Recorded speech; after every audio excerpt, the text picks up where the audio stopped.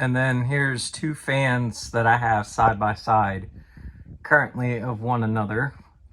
Got the Rainbow Hugger and the Hunter Alvarado, which the Alvarado I plan on taking down at some point. But this is the start of a mini display that I got going on currently. So we're gonna start the Hugger up on low.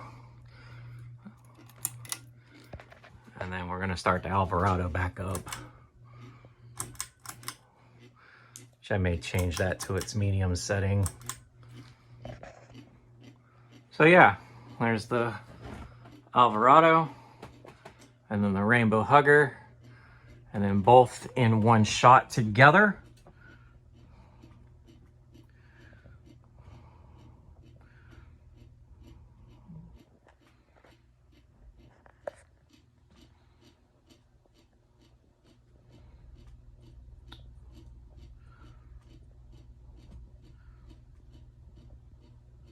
And there you folks have it.